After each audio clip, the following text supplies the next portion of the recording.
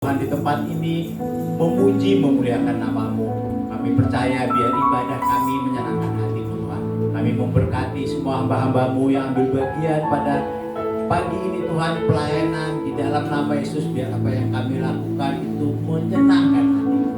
Terpujilah Engkau Bapa. Kami memberkati juga hamba-Mu secara khusus Pak Rudolf yang akan menyampaikan firman-Mu.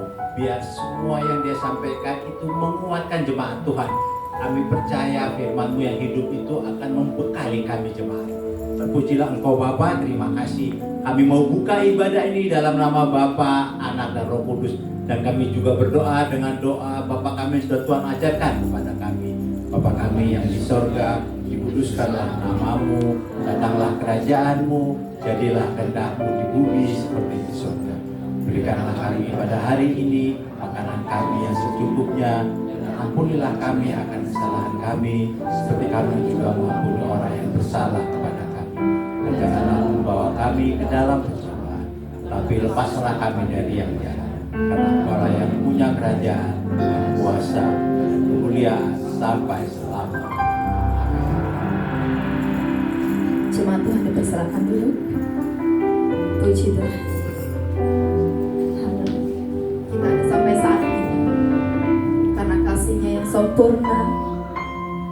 Mari jemaat Tuhan, kita renungkan kebaikan Tuhan. Kita renungkan cinta kasih-Nya yang tidak pernah berubah dalam hidup kita sampai detik ini, sampai saat ini. Terima kasih Tuhan.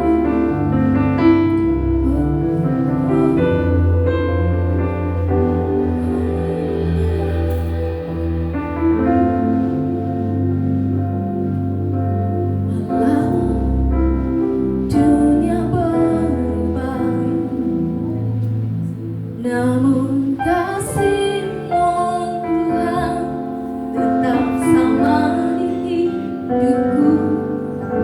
Kau setia dalam setiap rencana-Mu. Ku percaya hidupku dalam tangan-Mu.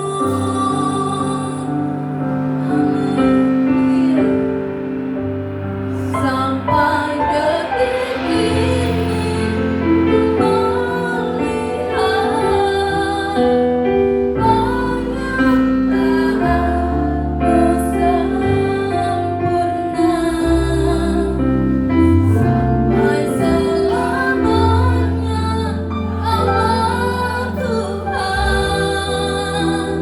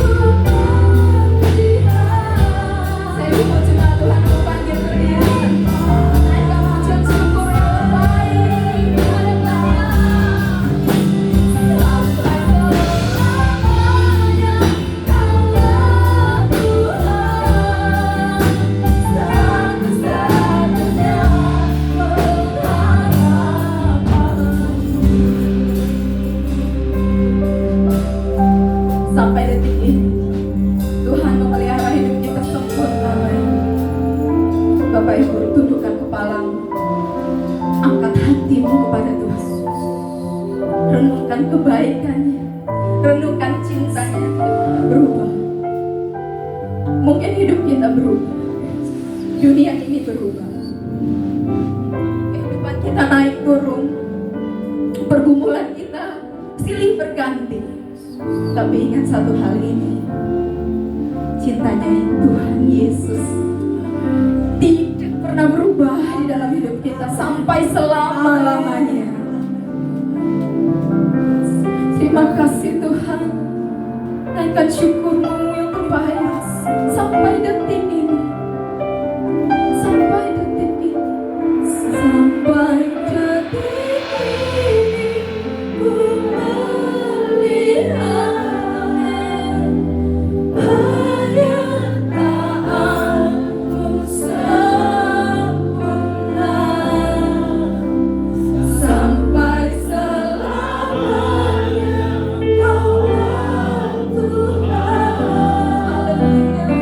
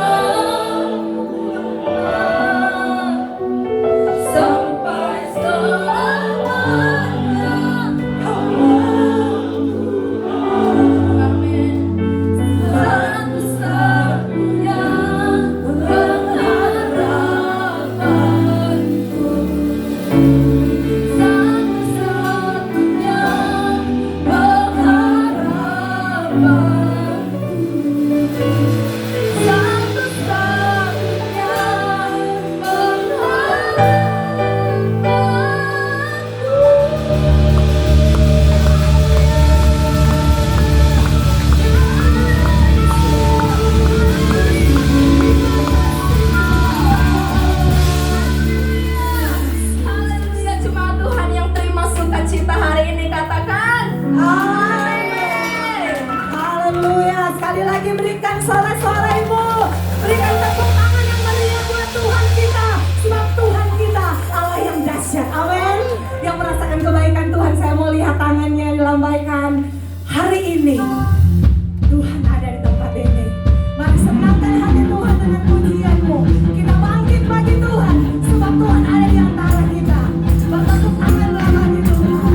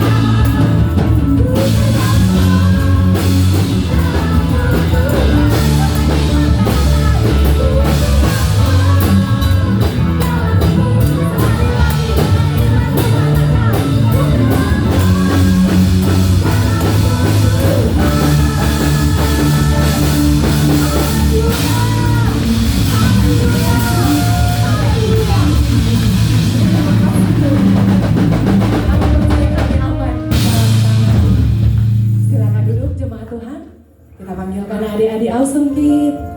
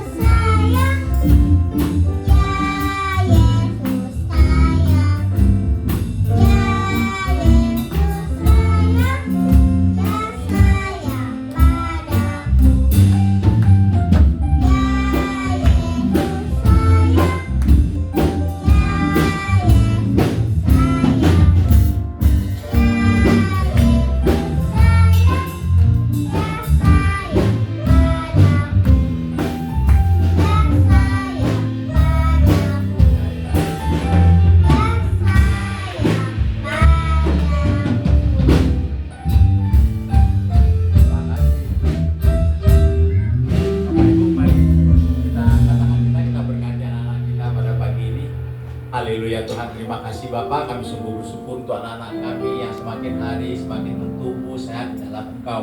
Kami percaya kasih karunia dan penyertaan-Mu menyertai anak-anak kami. Terpujilah Engkau Tuhan.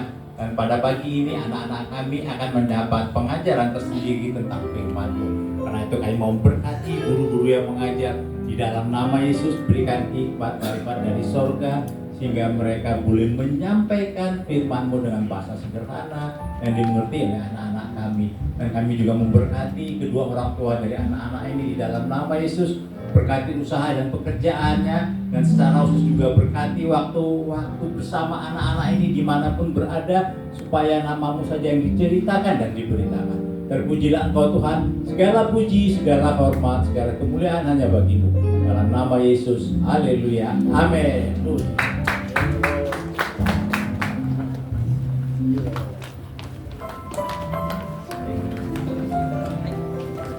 Sekali lagi kita berikan tepuk tangan buat adik-adik kita.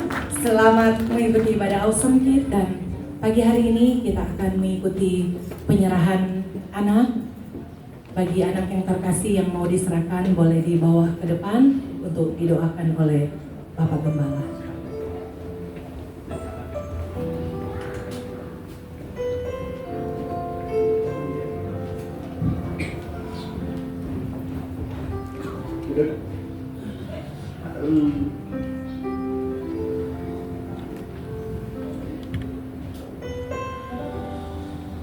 Mari kita angkat tangan semua, kita berkati anak kita.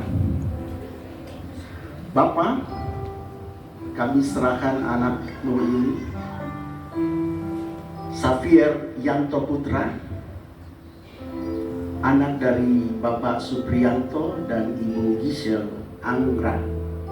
Anggraini. Anak ini adalah berkat kasih karunia daripada-Mu Tuhan. Engkau telah memberikan dia talenta, Engkau memberikan dia berkat, tujuan dalam hidupnya. Biarlah anak ini berbakti kepada orang tua, kepada sesama manusia. Engkau berikan kesehatan, Engkau lindungi dia di dalam pendidikan, di dalam pekerjaan apapun nantinya Tuhan.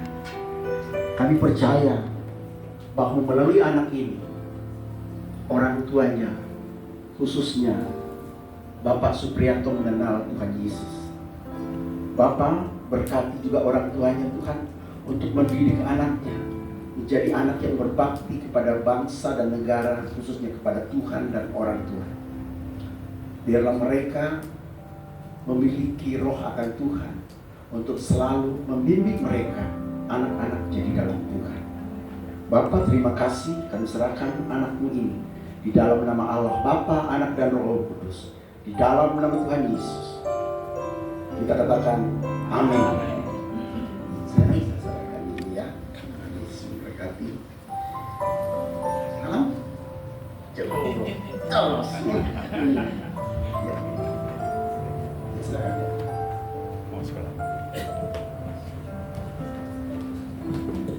Puji Tuhan.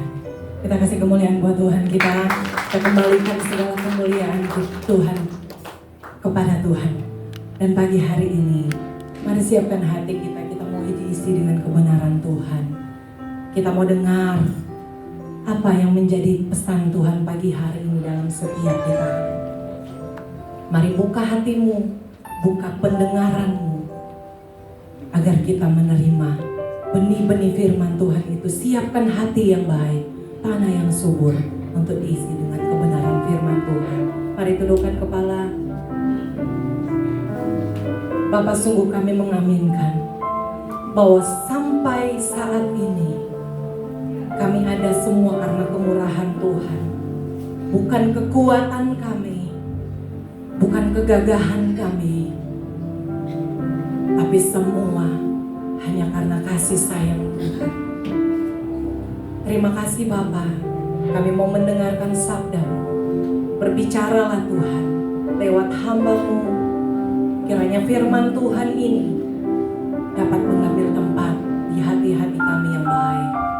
Terima kasih Bapa, ini pujian kami. Terima kasih. Bukan dengan kekuatanku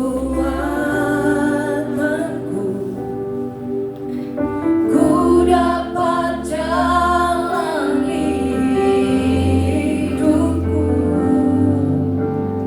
tanpa Tuhan yang di sampingku. Ku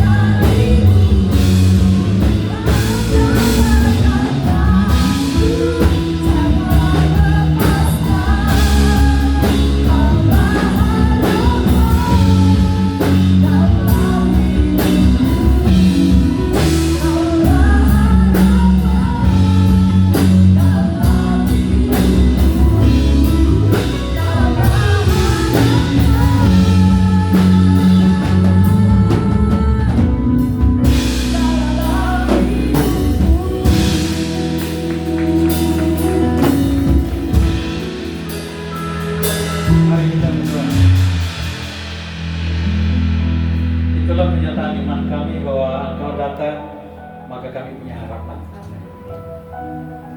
Tanpa Engkau, kami tidak punya harapan sama sekali. Karena Engkau mati dan bangkit, itulah harapan kami yang pasti.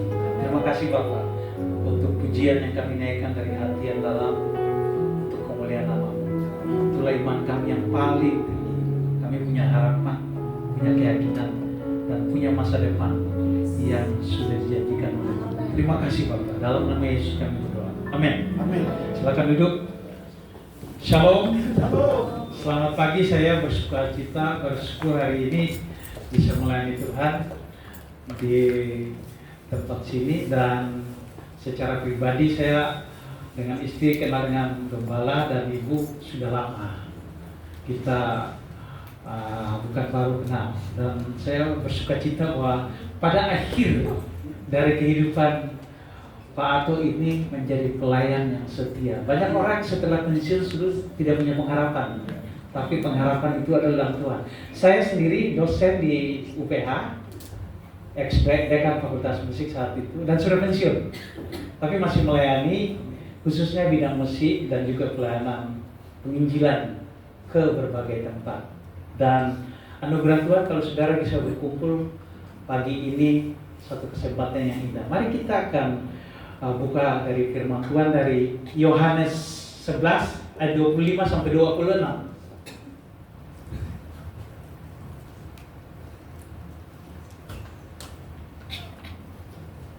Yohanes 11 ayat 25 sampai 26. Jawab Yesus, "Akulah kebangkitan dan hidup.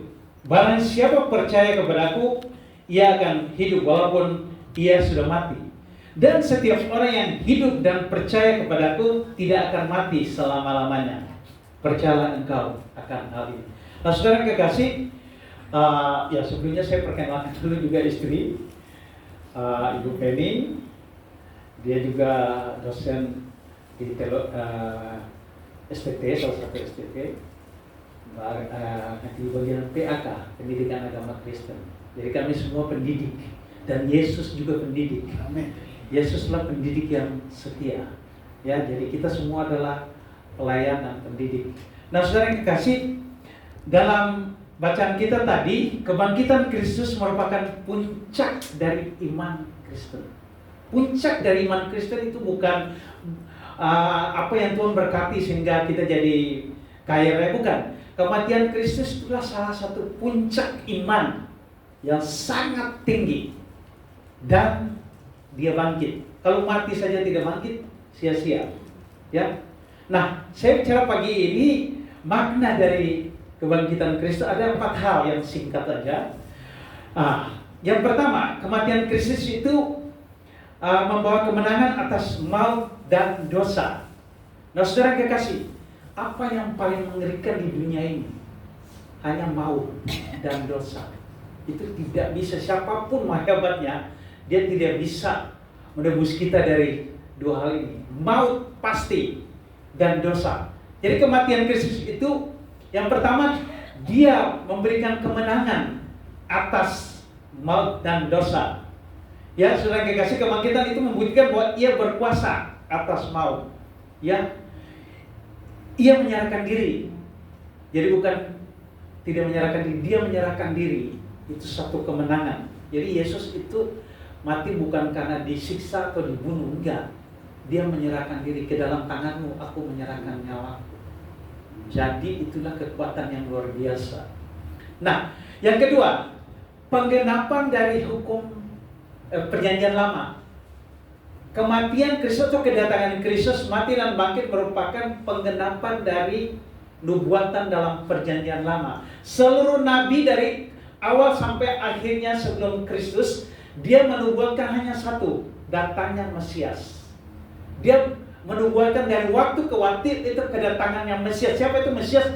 Mesias adalah juru selamat, penyelamat. Setiap tahun pada saat itu bangsa Israel mengorbankan domba, kurban. Beda dengan kaum sahabat kita di yang lain, mengorbankan itu dalam motivasi yang lain. Tapi pengorbanan Kristus atau pengorbanan domba itu salah satu bentuk penghapusan dosa. Saat itu orang Israel mau menghapus dosa, dia harus dari tempat dia tinggal ke Yerusalem 1 tahun sekali. Jadi dia harus bawa domba yang tidak bercela atau sesuatu yang terbaik, dan berlaku hanya 1 tahun.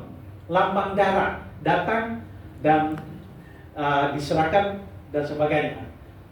Dan itu bertahun-tahun terjadi, sehingga umat manusia pada saat itu hanya melakukan ritual terus menerus. Nah, nubuatan itu tergenapi dalam kedatangan Kristus. Mesias itu adalah penggenapan yang hakiki. Nah, kematian Kristus mengenapi nubuatan dan perjanjian lama yang juga terjadi dalam, kita juga baca dalam Yesaya 53, Mazmur 22 menggambarkan Mesias yang akan menderita karena dosa dan ditusuk, disalibkan, dan dia harus melalui satu jalan, yaitu Via Dolorosa. Tanpa Via Dolorosa tidak bertemu dengan Golgota. Via Dolorosa itulah salah satu jalan menuju kepada titik terakhir. Titik terakhir itu Golgota. Nah, saudara bisa merenungkan itu, bahwa Via Dolorosa itulah tempat yang bagaimana menggambarkan Yesus disiksa, tapi harus menuju satu tempat yang akhirnya kemenangan. Itulah membuat saudara dan saya hari ini punya pengharapan yang abadi. Nah, saya sama istri akan menyanyikan lagu ini. Saya selain membuat menyampaikan firman, tapi saya seorang penyanyi tenor dari Copenhagen Orkestra. Jadi boleh ya saya nyanyi dulu ya, supaya jangan tegak. Amin.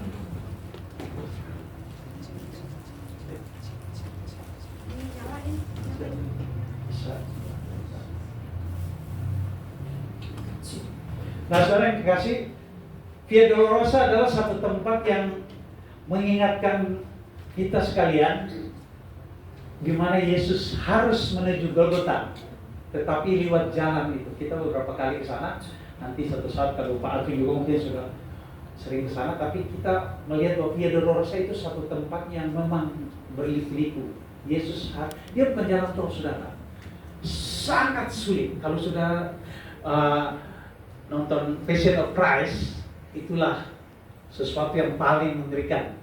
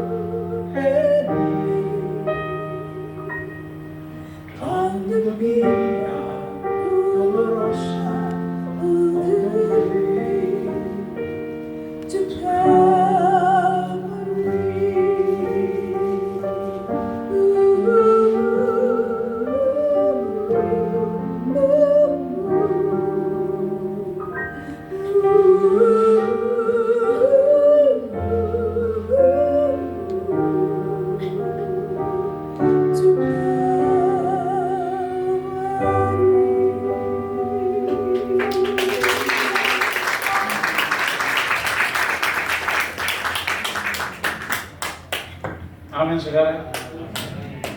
Justru melalui Kalvari, saudara dan saya mempunyai pengharapan yang pasti, bukan mudah-mudahan. Kekristenan adalah iman yang pasti, bukan insya Allah. Nah, pasti saudara.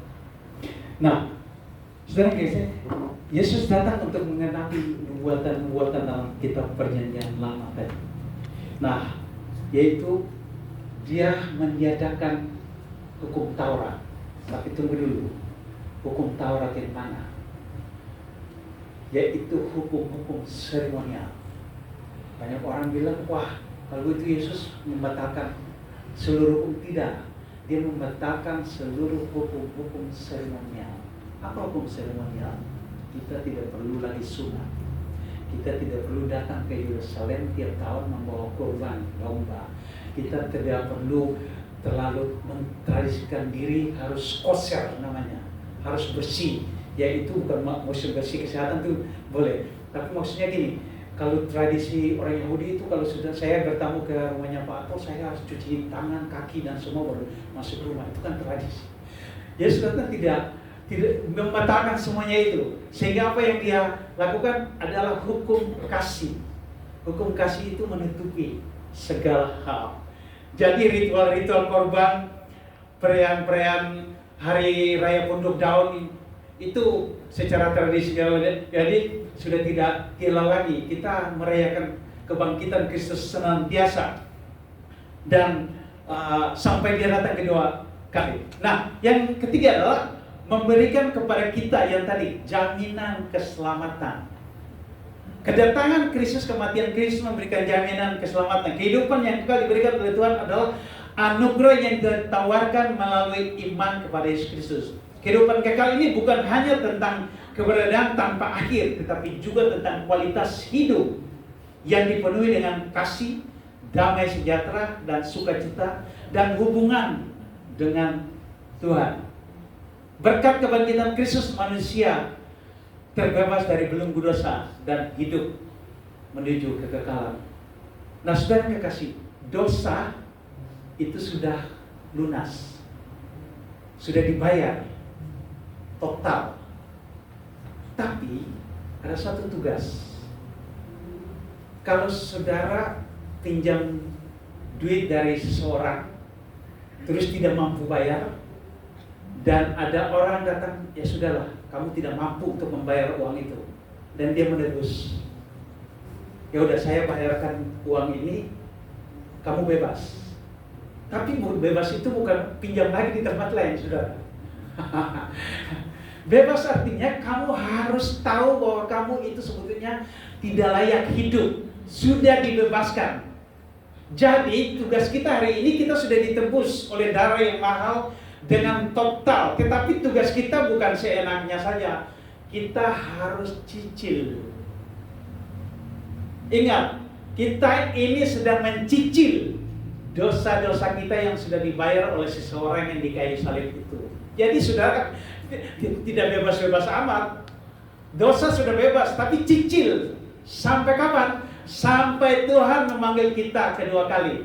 Jadi kita mencicil kebaikan dosa kita, kebaikan Tuhan melalui penghapusan dosa itu, kita cicil terus sampai dia menjemput kita. Apa cicilnya?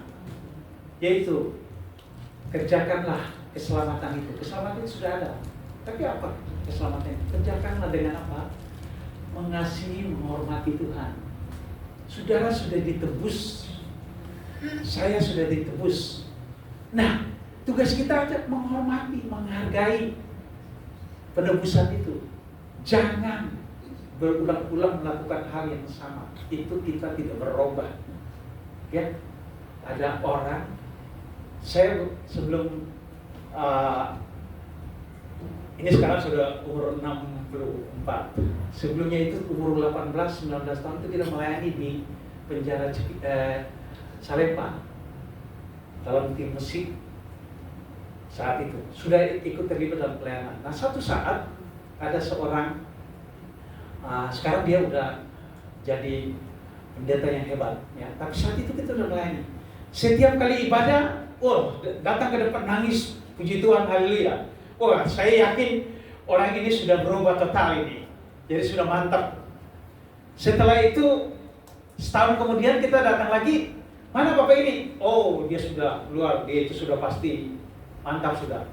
Tahun berikut masuk lagi dia. Saudara, saya tanya, kenapa? Dia pencuri mobil ulung di Jakarta. Ya, kenapa? Ya tergoda lagi. Ya ampun, ya sudah. Memang Tuhan itu memproses dia. Nah hari ini dia menjadi pelayan yang luar biasa. Saya tidak sebut namanya, tapi ya aktif juga di GBI di mana-mana saya lihat. Ya. Tapi dia itu saya tahu sudah mau pergi dia masih maling AC di gereja. Kita kena dia itu yang melatih saya saat itu untuk bawa mobil. Tapi pada akhirnya memang Tuhan tangkap dia, memproses dia, dan endingnya. Jadi kita nggak lihat awal-awalnya, tapi endingnya dia menjadi pelayan Tuhan yang luar biasa, dan saya yakin itu dia tidak akan kembali lagi ke hidup yang lama. Kenapa? Itu ada satu proses di dalam diri kita. Makanya pertobatan itu jangan dari luar. Saudara harus bertobat itu dari dalam. Kalau bertobat dari luar, nanti mengalami kesulitan akan kembali ke hidup yang lama. Percaya saya yakin 100% itu. Pasti kembali ke kehidupan yang lama. Ya, jadi jangan cepat percaya, wow, orang ini gue aktif, orang ini mantap sekali, haleluya, puji Tuhan, setiap kata-kata itu bunyi-bunyi sorga semuanya. Tapi kita lihat, ketika mengalami kesulitan, apakah dia tetap?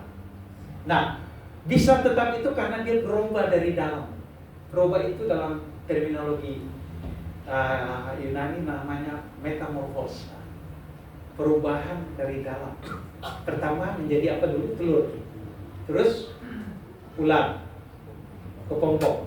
Terus menjadi kupu-kupu. Orang mau cepat kupu-kupu, tar lagi juga jatuh, hancur. Tapi ketika dia sudah menjadi kupu-kupu, dia akan terbang dan menjadi merdeka yang abadi. Itulah perubahan yang radikal. Jadi kekristenan itu perubahan yang radikal, harus diproses. Kalau kita main-main dengan kematian Kristus, tar kita akan hancur berantakan. Tapi marilah serahkan diri kepada Tuhan, terima Dia sebagai Tuhan dan Juru Selamat, dan minta Roh Kudus mengerami saudara dan saya dari dalam. Makanya kenapa Paskah disimbol dengan telur itu memang itu, menetas, artinya kehidupan yang baru. Yang lama berlalu, yang baru itu sudah datang. Nah, saudara yang kekasih, itulah kematian Kristus. Yang keempat, Dia memberikan harapan yang baru. Nah, saudara, waktu murid-muridnya bersama Yesus terus ditangkap, mereka pada kocar-kacir dan lari kemana-mana. Saat itu saya yakin perasaan mereka berantakan. Ya, kita sudah gak punya pengharapan lagi. Yesus sudah mati, udah disalibkan, udah. Yang perjalanan ke Emmaus juga, mereka diskusikan, ya sudahlah. Petrus dan teman-temannya kembali kemana? Nangkap ikan. Secara manusia, ya, karena mereka tidak mengerti. Tapi Tuhan tidak pernah memberikan kita terlalu lama dalam penderitaan dan putus asa. Dia cepat menolong. Kenapa? Kita itu umat pilihan, Dia sudah memilih kita. Tapi Dia mau proses, tidak mau instan. Dia mau kita harus diproses sampai menjadi serupa dengan Kristus. Nah, itu sebabnya waktu Yesus bangkit, Dia memberikan pengharapan.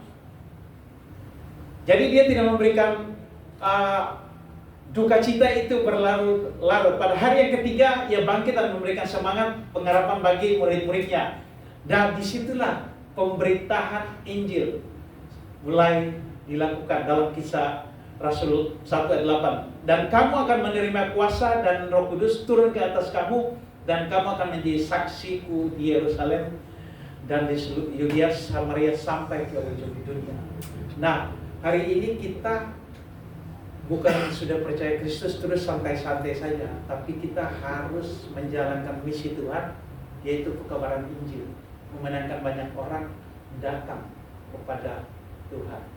Nggak peduli dia mau dari denominasi mana. Sekarang ini gereja berantemannya cuma mengkotak-katik, mengkapling-kapling gereja yang ini yang baik. Tidak. Tuhan datang untuk menyatakan kemuliaan, yaitu untuk membebaskan kita dari dosa. Dan tujuan akhir kita adalah apa? Dekat dan lengkap hidup di dalam kasih karunia dan damai sejahtera dengan Tuhan seterusnya. Kekekalan. Ya. Yesus datang memberikan dampak bagi kita. Kita harus mempunyai dampak dalam hidup ini. Harus ada perubahan, saudara. Jangan dari Januari sampai Januari hanya masalahnya ini melulu, tidak ada perubahan. Masalah dikit datang kepada pendeta. Ya benar. Tetapi Tuhan sudah memberikan kuasa untuk kita mengatasinya. Mengatasinya sendiri. Datang doa dan cengeng. Jangan cengeng, datang kepada Tuhan, karena Dia memberikan kekuatan kepada kita. Bapak dan Ibu pendeta itu punya waktu terbatas, tapi Tuhan tidak punya waktu. Waktunya bebas. Dan Tuhan nggak punya sekretaris, saudara. Kalau Tuhan punya sekretaris, kita nomor ke 3 miliar baru bisa menghadap Bapak surga. Karena Dia tidak punya sekretaris, kapan saja saudara bisa datang tanpa melalui sekretaris. Direct, doa, bergumul. Dia akan memberikan pengharapan, dan pengharapan yang diberikan oleh Tuhan bukan pengharapan yang palsu. Pasti dan yakin. Itu mengakibatkan apa? Kita mempunyai hidup itu bergairah, semangat, penuh sukacita. Ya, jangan datang dengan muka yang tertunduk, yang tidak punya pengharapan, saudara. Kristus sudah bangkit dan kita menang. Amin. Maka kita menang dari segala hal. Ya, karena segala sesuatu ini akan berakhir di tanah ini. Kemarin saya baca, dengar Bill Gates itu datang untuk memberikan berapa triliun itu untuk Indonesia. Setelah analisa memang motivasinya saya nggak jelas, tapi pada akhirnya manusia itu jenuh dengan uangnya. Dia jenuh dengan kekayaannya. Kalau mungkin kita belum punya, kita bilang, waduh kalau kita kayak gitu asik ya. Coba saudara alami. Saudara juga bosan. Kenapa? Di dalam diri manusia ada satu ruangan yang kosong dan tidak bisa diisi oleh apapun. Materi nggak bisa. Kalau saudara belum dapat, saudara nanti dikasih, bosan juga saudara. Punya pingin ini, bosan. Tapi yang penting sekarang apa? Ada damai sejahtera dalam diri kita, terus kita menjadi cahaya, memancarkan kasih Kristus kepada orang lain. Ya, sehingga ketika kita hadir dimanapun, orang bilang, Bapak itu beda. Nah, ini yang penting, ada perubahan dan ada dampak. Jadi kekristenan kita harus menjadi dampak dalam kantor, di dalam sekolah, dalam studi, ada dampaknya, harus ada perubahan. Jadi hari ini jangan seperti yang hari kemarin, perubahannya lebih baik. Hari ini saya kurang beriman, saya harus tambah beriman. Hari ini saya kurang berdoa, saya harus tambah berdoa. Karena hanya dekat dengan Tuhan itulah yang lebih dekat tadi. Dekat dengan Tuhan itu yang paling hebat, paling aman. Jangan dekat dengan hal-hal yang lain. Dekat dengan Tuhan. Ketika kita mempunyai masalah, datanglah di bawah kaki Kristus. Dia akan lebih cepat dari halilintar. Dia akan memberikan jalan keluar. Dan ingat, jalan keluar dari Tuhan itu akan tepat pada waktunya dan indah pada waktunya. Jangan memaksakan Tuhan untuk memberikan jalan keluar hari ini. Kalau Tuhan bilang tidak, itulah jawaban. Ya, banyak orang bergumul untuk punya anak, ya enggak? Wah, kayaknya kalau orang-orang daerah timur nggak punya anak tuh kayaknya dihina. Saudara, saya dengan istri berapa tahun? 32 tahun. Kita nggak dikasih anak. Apakah damai sejahtera Kristus tidak ada di kita? No. Kita very very happy.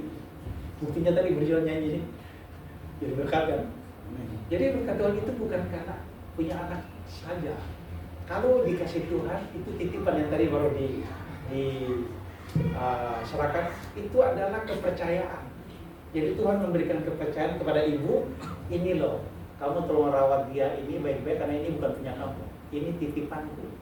Nah, banyak orang sudah dikasih titip, tapi dia tidak menghargainya. Dia cuek dan tidak peduli. Jadi kalau saudara berdoa untuk Tuhan mau titip sesuatu, ingat, harus menjaganya dengan baik, khususnya keluarga. Tuhan sudah memberikan keluarga yang indah, tapi keluarga dicuek dan lain-lain. Jadi hidup itu anugerah. Karena pada akhirnya, saudara dan saya tidak bawa apa-apa. Saya lihat Bill Gates pada akhirnya dia bilang seorang terkaya di dunia pada akhirnya apa? Dia bosan dengan uang ini.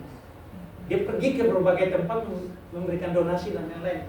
Saya pikir walaupun motivasinya tanda kutip, tapi di sini saya menganalisa bahwa kekayaan, keuangan dan lain-lain itu ternyata tidak membahagiakan.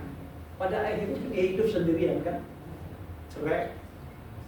Apa yang mau dibawa?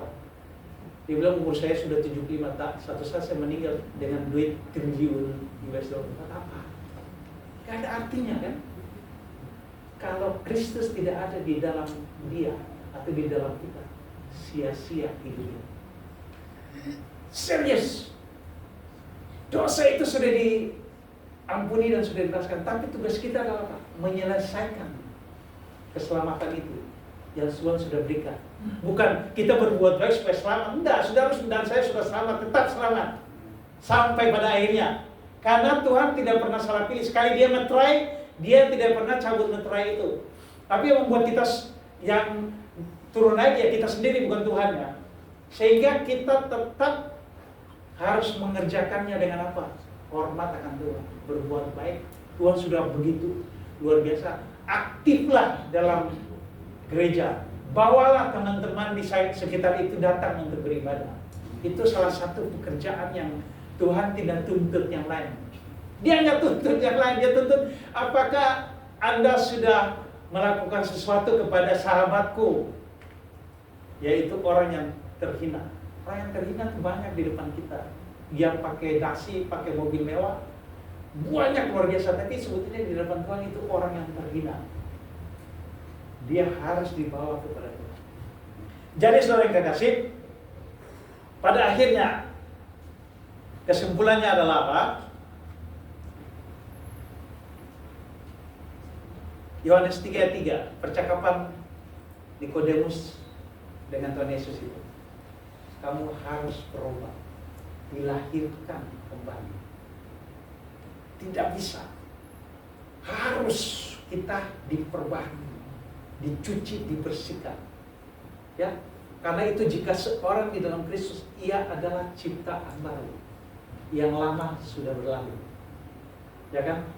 Yang baru sedang berjalan. Jadi jangan ingat-ingat yang masa lalu lagi. Ya, berubah. Saudara yang kekasih, kalau ada firman berkata, sia-sia membuang mutiara kepada babi. Babi kan enak, saudara. Kenapa itu? Sia-sia buang mutiara ke babi. Mutiara itu berharga atau tidak?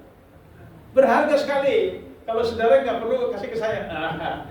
Nah, kenapa Tuhan berkata begitu? Karena babi itu tidak mengerti. Dia tidak mengerti hal yang baik.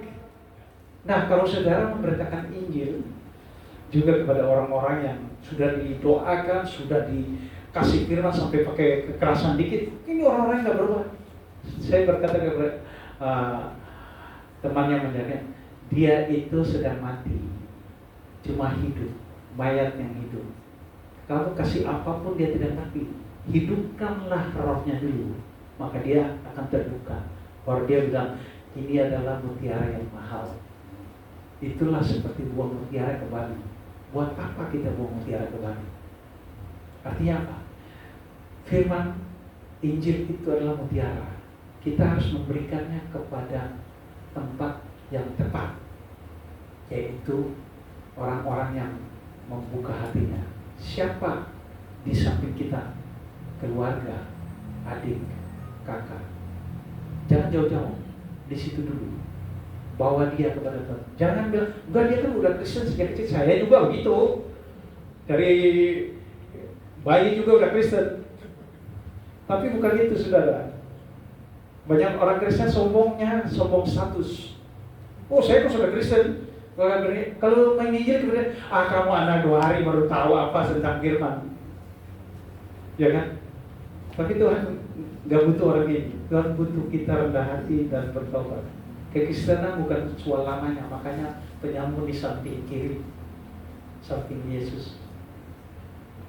dalam hitungan detik. Today you will be with me in paradise. Bukan lamanya kamu sudah bergereja. Enggak. Hari ini kamu bersama aku di Firdaus.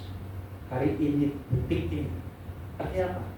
Pertobatan yang radikal. Terima Kristus dan diselamatkan. Dia bangkit, tetapi dalam waktu yang tepat dia percaya menyerahkan diri. Di situ terjadi metamorfosa dalam dirinya dan dia diselamatkan. Nah, saudara yang kekasih, kebangkitan Kristus menjadi perubahan yang radikal dalam diri kita, menjadi hidup baru atau lahir kembali, sebuah konsep rohani yang penting dalam kekristenan yang menunjuk kepada perubahan mendalam dalam diri seseorang, di mana ia mengalami persatuan dengan Tuhan, hidup dalam Kristus dan mempunyai kepastian keselamatan. Nah, saudara kalau sudah punya kepastian keselamatan, segala sesuatu selesai. Yang paling penting itulah punya kepastian. Nah, kita sudah punya kepastian keselamatan, marilah lakukan sesuatu karena hal yang pasti sudah. Amin. Lakukanlah, yaitu melayani Tuhan. Melayani Tuhan dengan banyak cara. Di kantor, di mana doain orang apa saja. Tapi jangan pasif, aktif. Ya, kami aktif itu bukan di satu gereja karena saya sendiri tidak menjadi gembala, evangelis sebutnya, untuk melayani keliling dengan paduan suara. Ya, pergi menginjili melalui paduan suara dan itu menjadi berkat di mana-mana. Setelah itu, udah gereja setempat yang mengolahnya. Pergi sini kami Desember lalu ada di Osaka, Tokyo untuk bernyanyi memuliakan Tuhan untuk orang-orang yang beragama Shinto, dan Jepang juga menjadi negara yang mulai terbuka untuk Injil hari ini. Jadi evangelium, kabar sukacita itu harus diceritakan. Kata pergi itu kata kerja melangkah, bukan sifat. Ya, pergilah. Jadi Tuhan mau kita tuh pergi. Jangan doa dulu sampai berbulan-bulan. Tuhan, boleh nggak saya pergi ke tempat ini? Tahun depan masih berdoa juga untuk tempat ini. Saudara, pergi aja, nggak usah doa untuk tempat ini. Karena apa? Injil itu perintah, kata perintah untuk pergi. Jadi mari kalau kita ada kesempatan untuk menginjili keluarga, jangan tunggu waktunya. Hari ini ambil tindakan dan ceritakan lewat telepon, lewat mana saja. Doa ya. Tapi kadang-kadang orang tunggu waktu Tuhan. Enggak, waktu Tuhan adalah hari ini. Kalau besok dia udah meninggal, kita udah terlambat. Lebih baik ceritakan kabar sukacita tuh hari ini. Karena ada waktunya akan datang. Kata Amos, saudara tidak bisa menciptakan firman lagi. Firman itu sudah tiada. Waktunya itu akan datang. Mencari ke gunung tidak ada. Mencari kemana-mana, kabar itu hilang. Jadi waktunya sekarang, mari kita berlomba-lomba untuk menceritakan firman Tuhan. Karena apa? Semua mengalami kesulitan, tapi bisakah kita mengatasi kesulitan itu dengan bersandar kepada Tuhan? Ada satu pengusaha Amerika Serikat yang kaya raya. Ketika dia menyerahkan diri kepada Tuhan, justru dia bangkrut, saudara. Perusahaannya bangkrut dan banyak kesulitan. Akhirnya dokter menyarankan untuk dia berlibur. Nah, akhirnya dia bilang kepada istri, "Ma, pergi dengan keempat anak libur ke Inggris." Nanti saya nyusul. Dalam perjalanannya, kapal mereka tabrakan dengan kapal angkatan laut Inggris. Hampir semua meninggal. Yang meninggal termasuk 4 anak. Dan dia selamat. Sampai di daratan, dia memberikan telegram kepada suami, "Saya selamat sendiri." Coba seorang pengusaha kaya raya menyerahkan diri, terus perusahaannya bangkrut, justru dia mengalami kesulitan. Tapi satu, dia tidak stres.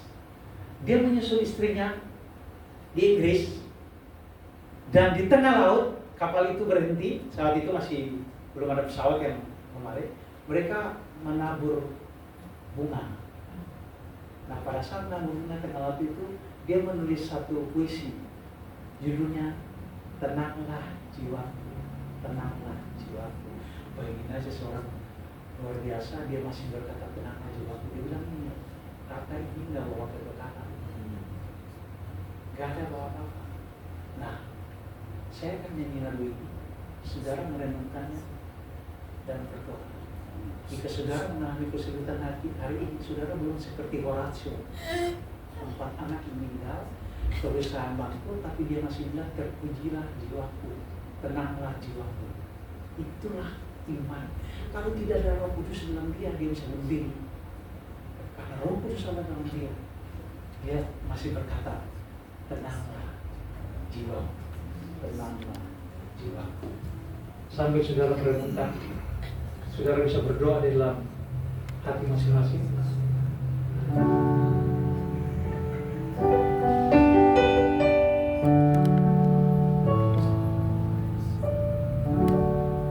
When a peace like a river attended my way, when sorrow like sea billows roll, oh, heaven, my Lord, Thou hast told me to say, it is well in my soul. It is well in my soul. It is well, it is well in my soul. It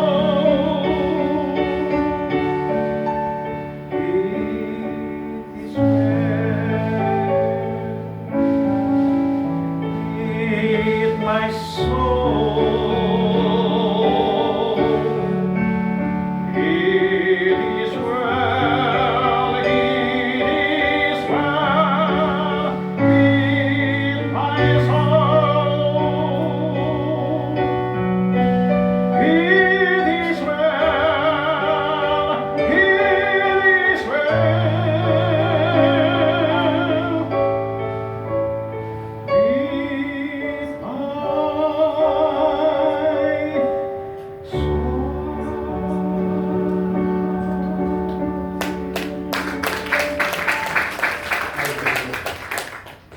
Bapa di sorga, segala puji dan hormat hanya kami naikkan kepadamu. Dan terima kasih untuk kematian dan kebangkitan, dan memberikan kepada kami keyakinan iman, yaitu hidup yang kekal dan pengharapan yang pasti. Karena di dalam Engkau kami mempunyai pengharapan yang pasti. Kami mau menjalani hidup ini sebagaimana Engkau sudah menebus dosa kami. Kami melakukannya menghormati Engkau, memuji Engkau, hidup berkenan di hadirat-Mu. Itulah pekerjaan keselamatan yang kami sedang mengerjakan, karena Engkau sudah terlebih dahulu membayarnya lunas. Ajarlah kami untuk mencicilnya selama kami masih hidup dengan kehidupan yang baik, kehidupan yang berkenan di hadirat-Mu. Terima kasih Bapa. Dalam nama Tuhan Yesus kami berdoa. Amin.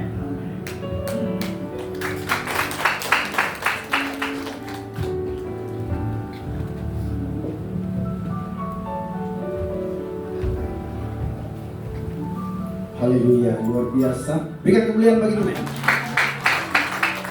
Hari ini saya merasa diberkati. Ada 2 rema yang saya ambil. Pertama, bahwa mari kita seperti yang saya sebut 3T. Tahu diri, artinya kita harus mengucap syukur bahwa Tuhan sudah menebus kita. Yang kedua, tahu malu, sudah diampuni, jangan berbuat dosa lagi. Kemudian tahan diri, Pikul salib, artinya dahulukan Tuhan dalam segala hal. Saudara, yang kedua adalah bahwa memang benar setiap manusia punya kekosongan dalam hidupnya.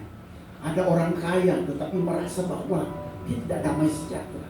Tetapi ada orang yang kekurangan, tetapi yang itu sudah terisi, sehingga dia selalu mengatakan, Tuhan, saya mengucap syukur. Ada seorang di gereja, dia bilang, saya orang diberkati. Dia berkesaksian di satu gereja.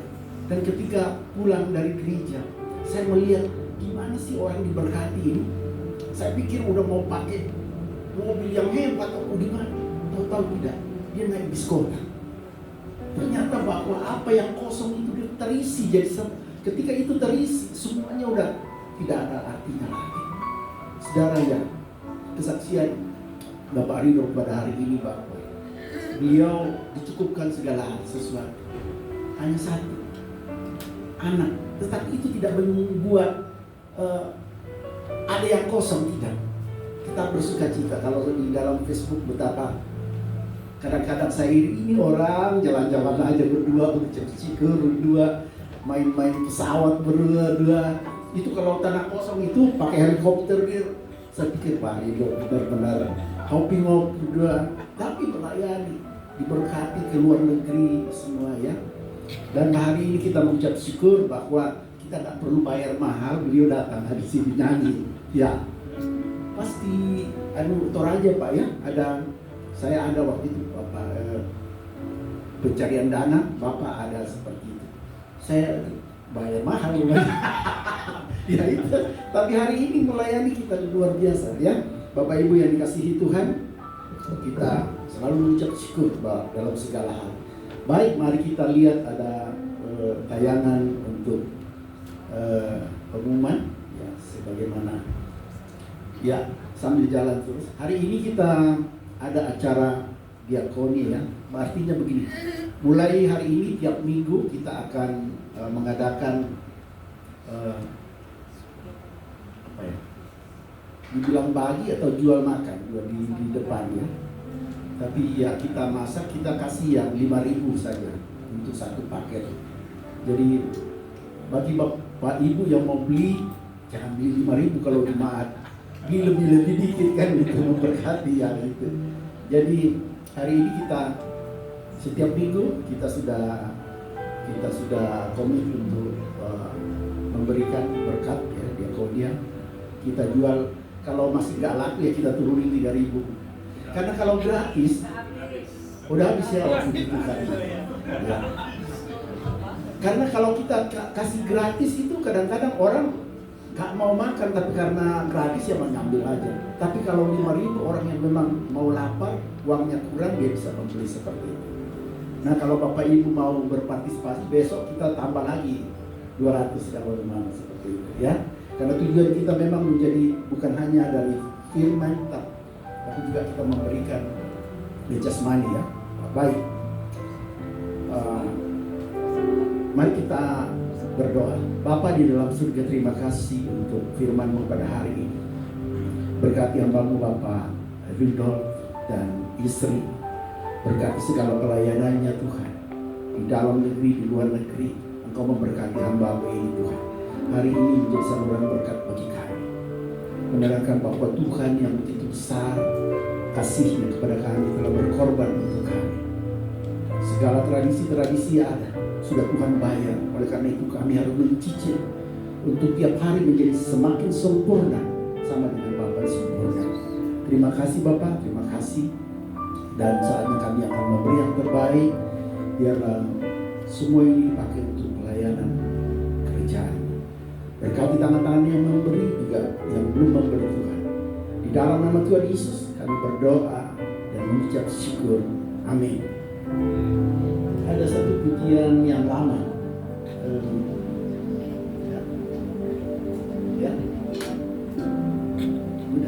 Ya, bagi apa ya?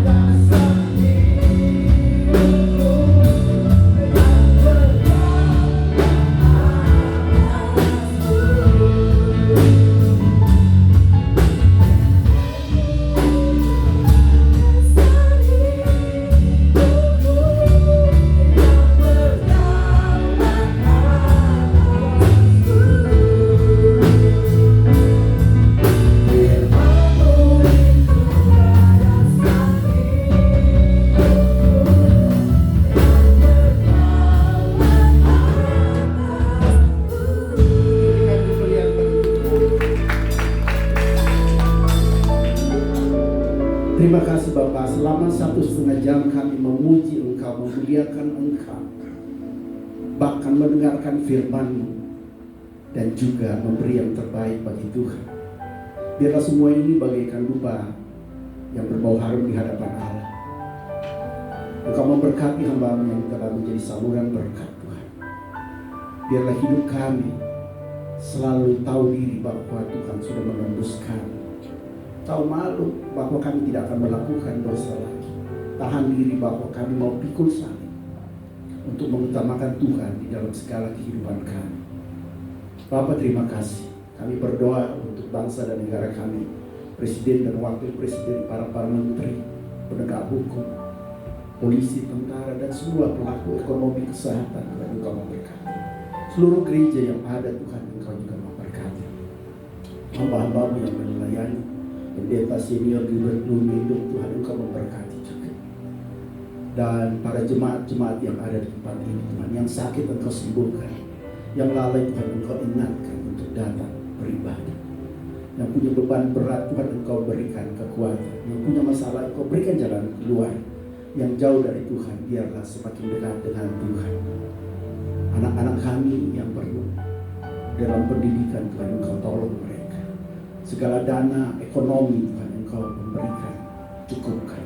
Yang belum punya jodoh Tuhan Engkau berikan jodoh. Yang pekerjaan juga Engkau berikan pekerjaan. Yang juga belum mempunyai keturunan, Tuhan juga Engkau memberikan. Apapun yang Tuhan kehendaki dalam hidupnya, biarlah terjadi dalam hidupnya. Terima kasih Bapak, terima kasih. Dan kami akan kembali ke rumah masing-masing. Biarlah Tuhan memberkati kami dalam 1 minggu ke depan. Kekasih-kekasih Tuhan, umat pilihan Tuhan, mari angkat tanganmu dan terima berkat Tuhan. Tuhan memberkati engkau dan melindungi engkau. Tuhan menyinari engkau dengan wajahnya dan memberi engkau kasih karunia. Tuhan menghadapkan wajahnya kepadamu dan memberi engkau damai sejahtera.